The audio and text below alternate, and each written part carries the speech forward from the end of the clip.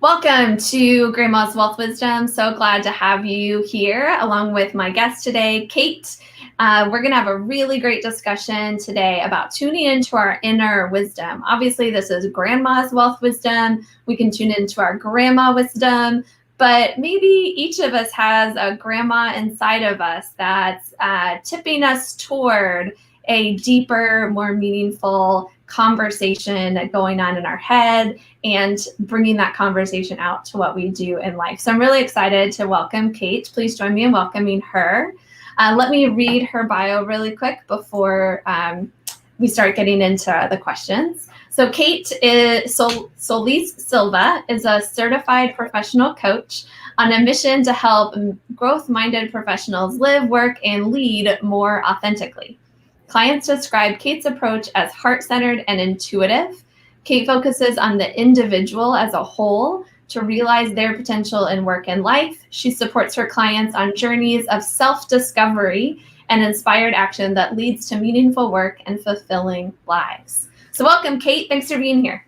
Thank you. Way to knock that intro out of the park. I really appreciate it. It's really well written, so that made my job easy. So we're gonna get to what you're doing now, but first I want to bring back the wheels of time. Tell us a little bit about your story, how life has gone, what brought you to where you are today.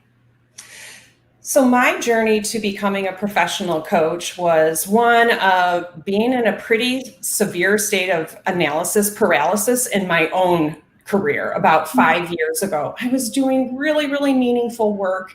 I knew I was benefiting the greater good, but there was something off inside me, and how I was working wasn't working anymore.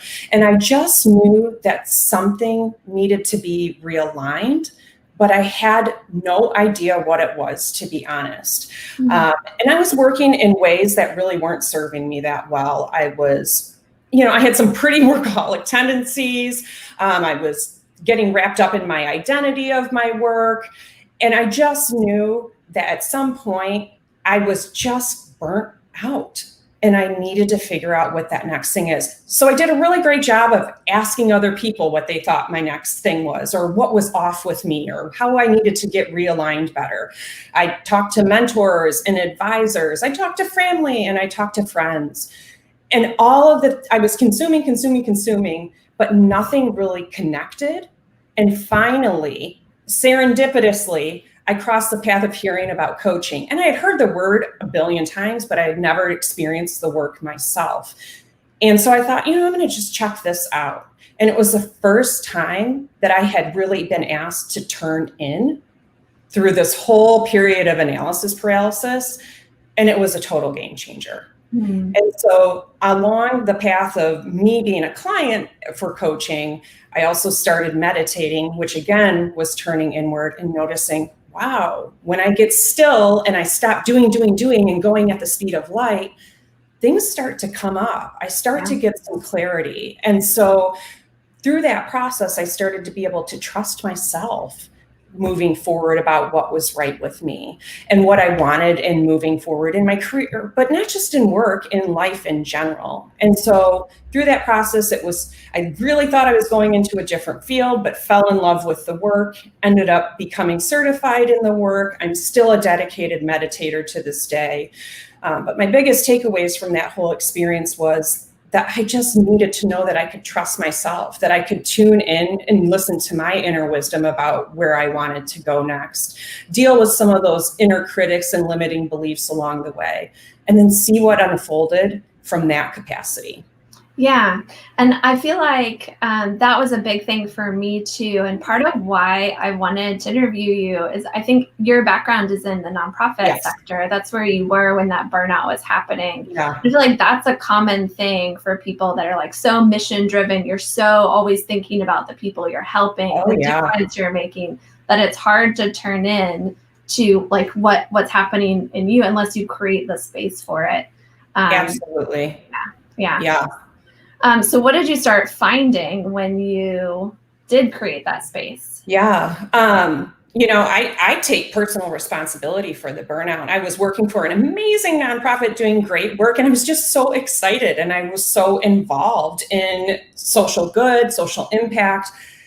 But I learned that I needed some boundaries. Even though I was doing really great work, I wanted to have a full life. So I did learn about the fact that it needed to serve a place, but it wasn't the full piece of my pie from that. So that's something that I learned from that for sure. Yeah. Yeah. Any ways that this tied in with your like journey with money and the things that you learned about money from your parents or throughout your career?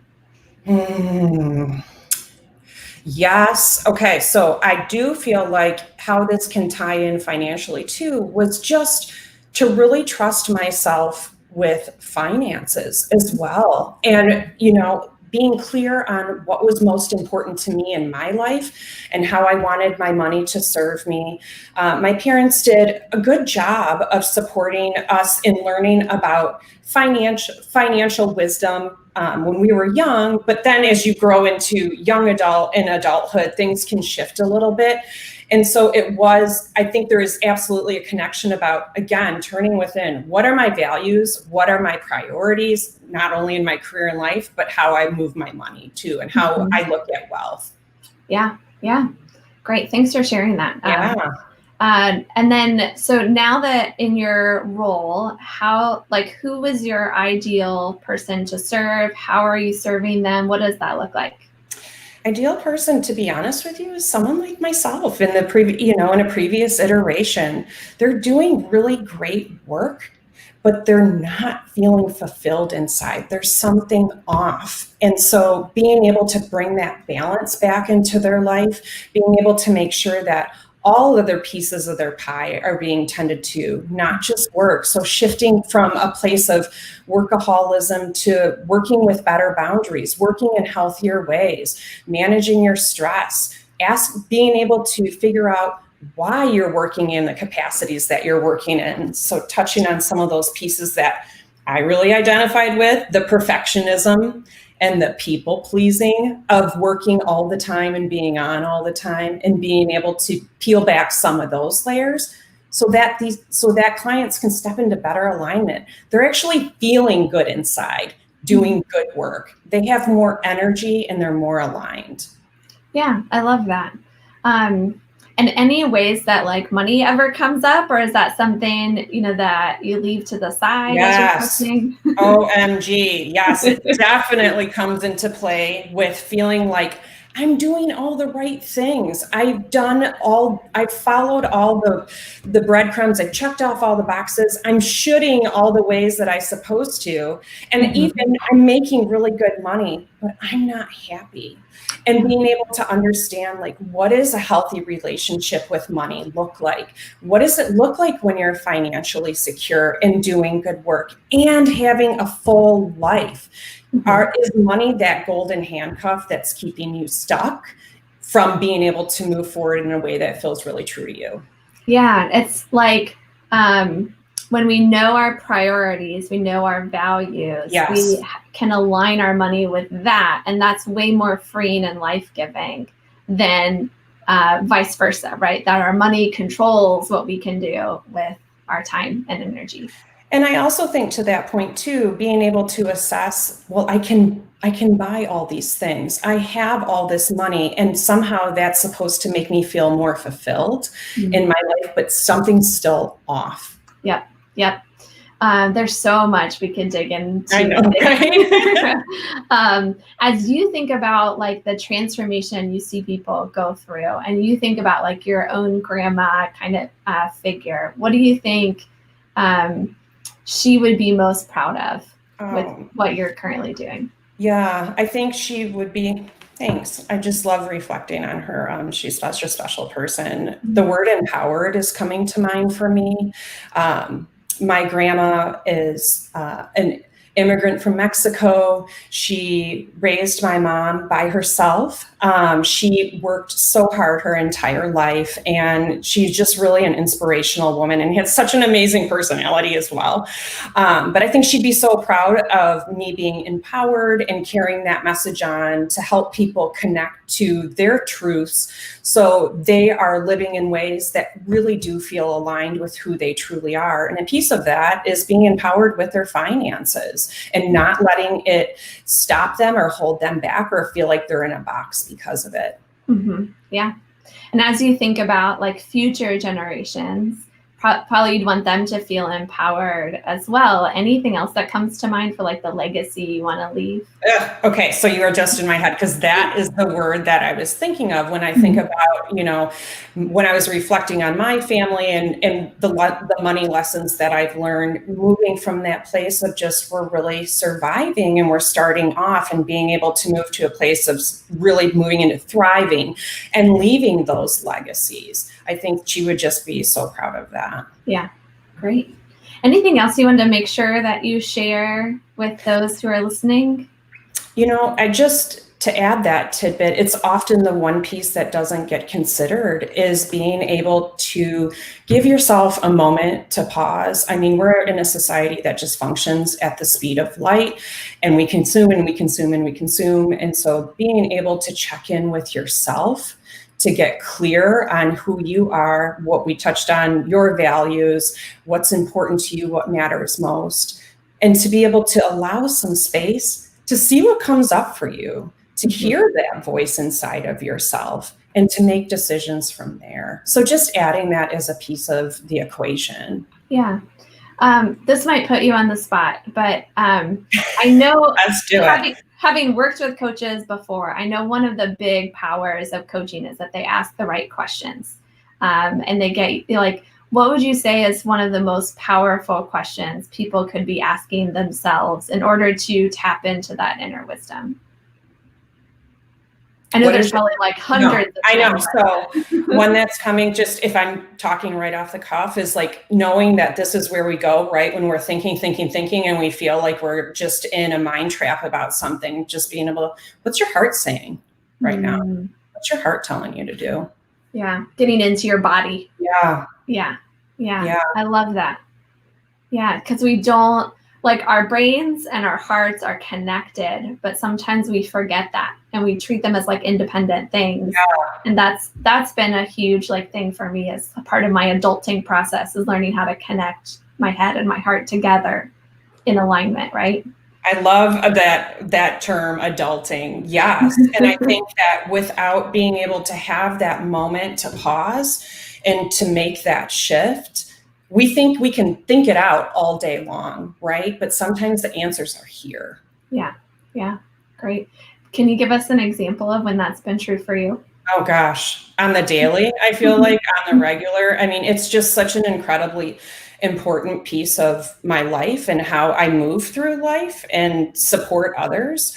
As I mentioned, I'm a dedicated meditator. It's really been something that's been integral for myself. But just knowing in those moments of overwhelm, we all have them. I'm susceptible to them too, even into this work. But let's say, a time this week, just knowing for myself, I had something really important going on. It felt like there was a lot of wheels moving at the same time. And just honestly taking 5 minutes to be like, what do I need right now? Checking in and knowing that I just needed to be still. Yeah, great.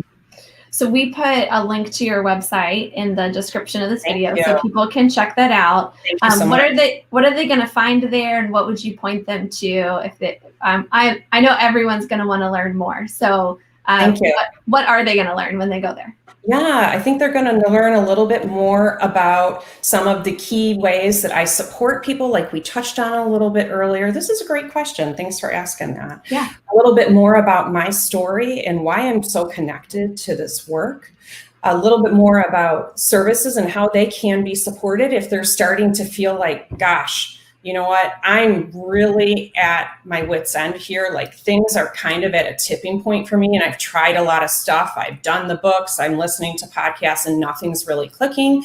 If they're starting to think like, I want to try and see what it could look like when I start to turn within. They'll find some ways to baby-sized ways to do that. Happy to chat with anyone for a discovery call. And then my services that I provide.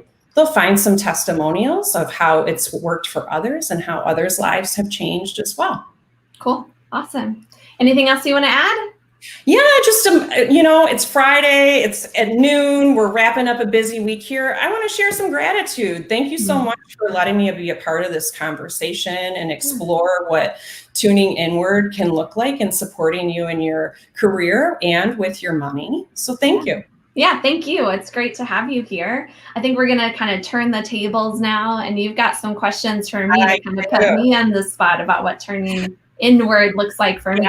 Just a quick shout out on that too. I think this is really an innovative and awesome way to connect on a platform with someone. So thanks for offering that. Yeah. So turning the tables to you, I'd love to hear, what does it look like for you to tap into your intuition, your inner wisdom, your voice in your work in life? Yeah. So I'm totally like a brain-centered person. That's part of my personality. I think I'm an over-analyzer. I can totally get into that analysis paralysis as well. Yeah. And what I discovered this when I was working in the cubicle. When you cubicle life, you're seen all the time, right? I couldn't pause. I always had to be like working, because who knows when somebody's going to see me. So when I needed a minute to pause, I would just go to the bathroom, whether I really needed to or not. And that I just take a breath, right, in the stall and just be open to, for a few seconds before, often with my hands like up like this, right? Yes. And that would often, whatever I was working on, I'd get some fresh insight. Yes. I would just be like, this just feels wrong. I need to totally scrap it and start over. Or this, this part feels really good. I should hone in more there. And I still do that sometimes, even though I'm not in a cubicle. That whole idea of walking away and then coming back really has helped me a lot. To make sure I'm not just, deer in head or a horse with the blinders on, right? Yes. I think you're touching on such an awesome point of being able to, even what a powerful shift just getting up for 5 seconds can be to, shake up your energy a little bit and then having a moment, whether it be, you're doing the best you can in a work situation to find some privacy, but just to have a quiet moment to yourself. Awesome. Yeah. So in this space of tuning in, listening, I'm so curious, as a successful entrepreneur yourself, what are some of the ways that mindset work has supported you in the past or has supported you as you continue to move forward? Yeah, so I came from the nonprofit sector as well before I jumped into entrepreneurship. And even the jump into entrepreneurship was all about, how can I make a difference in the world for the most vulnerable? How can I, be a voice for the people that need a little extra voice, right? I experienced poverty as a child. How can I make sure no child experiences poverty? That was my whole mindset. And we were a few years into our business and we thought, we're doing great. We're paying all our bills. We are getting out of debt. We're, we're doing okay. We're starting to pay ourselves more. We've made this work. And we said to an attorney, a friend of ours, hey, look we made it. We're profitable. Aren't you so proud of us? And I'll never forget. He turned to us and he said, yeah, but are you paying yourself what you're really worth? And it was like a gut punch, right? And we were like, no, not even close, right? He's like, well, then what you're doing is not sustainable, right? If you aren't able to meet all of your needs and your future self's needs, right, with the passion that you're pursuing, then as we dug into this, we realized we were on the edge of the poverty we were trying to help others stay away from, right? And we could end up in poverty ourselves. And that was really the shift that started us thinking about, well, how do we actually make this not just work for other people, but also work for us? And what does that look like? And that was when we started taking money a lot more seriously. Besides just how do we, get to paycheck. Now it's all of a sudden, how do we break the paycheck to paycheck and get ahead? and make sure we're we've got that buffer and that ability to support ourselves no matter if all of a sudden everything breaks, right? Well, I don't have a mic to drop right now, but like that's a boom movement, sister. That's really powerful to share. And thank you for doing, that reflection of, yeah, money's coming into the bank account, but how long is it going to be there? Right. And what's going on inside that I feel like that piece of, worth and my worth in this business and what we're really asking for transactionally, even though it is financial, that energy exchange, that worth exchange, like what is all of that going in? So thanks for being vulnerable on that one. That's powerful. Yeah. Another question that came to mind for me is that, when we were in communication about this and you had reached out about elevating some women's voices in this conversation as well. And I was really honored that you approached me around that. What does that look like for you right now in your business and with Grandma's Wealth Wisdom? Yeah, well, so obviously it's Grandma's Wealth Wisdom, not Grandpa's Wealth Wisdom. Yes.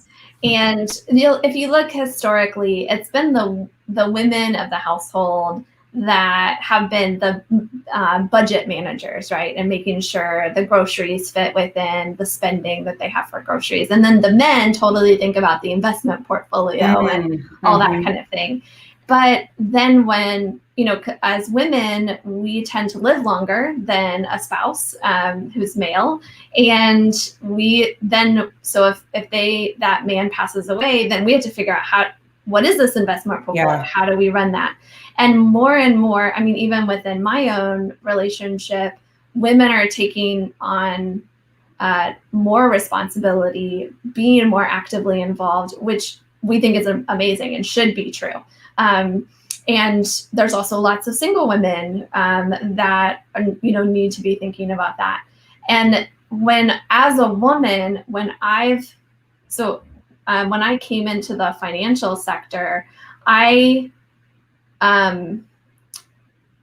realized this is very much a man's world. Like the average financial advisor is male, 50 something years old, and I realized like I have a totally different lens for how I view money and finances and what we do with our money. And I bet a lot of other women do too. And it's just taken me some time to be ready to bring that to the table and share that perspective.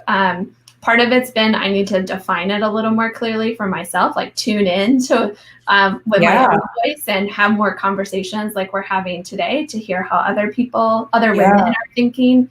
And now I'm like, okay, let's start codifying this. Let's start putting it more out into the world. Let's make a movement behind it to bring a more feminine and a more entrepreneurial perspective, since I'm an entrepreneur too, to what it looks like to have financial independence and financial freedom. Yeah. So I love that we're circling back to that word that we talked about a little bit before with having some freedom around finances and then defining, even in this space, like what does it look like for you when you're moving forward in a feminine way about finances? And then also I love that you touched on the fact that because it is just not just about the short term. Right. We're really talking about what does that legacy look like for all of us? Yeah. Absolutely. Thank you. Thank you. All right. I'll round it out with one last question. There's been so much change going on with, all that we're dealing with now. And finishing on a note of hope, what are you most hopeful for in your business right now as we look to the future? Yeah, there's any time that there's transition, whether it be from generation to generation or, presidential leadership or economy shifting or viruses that, come and then vaccines and, anytime there's any kind of transition, wealth transfers hands. And there's a really awesome opportunity for those who are ready to receive that wealth and are aligning their money to be ready for that transfer and have their game plan together to make the most of it and not have it just slip through their fingers and go to, the bankers or the Wall Street, insiders or whatever. And so I think there's people should be excited about that and hopeful that that's possible, right? To have your hand closed and for it to stay there rather than, open and it just sift through. And that actually has been a lot of the conversations that I've been having, right? Is I have income, right? Or I have this opportunity to do X, Y, or Z. How do I make the most of it so that I keep more of the money, not, give it away to the Internal Revenue Service or interest to a bank or that kind of thing.